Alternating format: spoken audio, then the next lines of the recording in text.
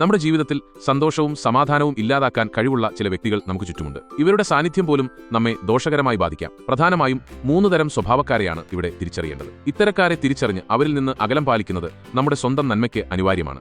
ആദ്യമായി, അങ്ങേയറ്റം സ്വാർത്ഥരായ ആളുകൾ. സ്വന്തം താൽപ്പര്യങ്ങൾക്ക് മാത്രം മുൻഗണന നൽകുന്ന ഇവർക്ക് നിങ്ങളെ സഹായിക്കാൻ പലപ്പോഴും മനസ്സുണ്ടാകില്ല. എത്ര വലിയ പ്രതിസന്ധി ഘട്ടത്തിലും ഇവരുടെ ഉപദേശമോ പിന്തുണയോ തേടാതിരിക്കുന്നതാണ് ബുദ്ധി. കാരണം വിശ്വസിക്കാൻ കൊള്ളുന്നവരല്ല ഇവർ. സ്വന്തം കാര്യം സിന്ദാബാദ് എന്ന നയമായിരിക്കും എപ്പോഴും പിന്തുടരുക.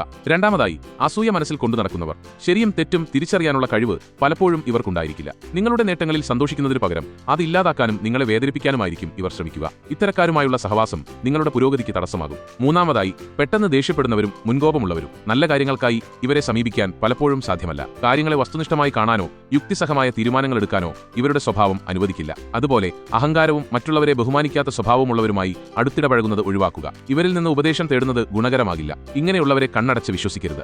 ചുരുക്കത്തിൽ, സ്വാർത്ഥത, അസൂയ, അമിതമായ ദേഷ്യം, അഹങ്കാരം തുടങ്ങിയ മോശം സ്വഭാവങ്ങളുള്ള ആളുകളെ തിരിച്ചറിഞ്ഞ് അവരിൽ നിന്ന് സുരക്ഷിതമായ അകലം പാലിക്കുന്നത് നമ്മുടെ മാനസിക സന്തോഷത്തിനും സമാധാനപൂർണ്ണമായ ജീവിതത്തിനും അത്യന്താപേക്ഷിതമാണ്.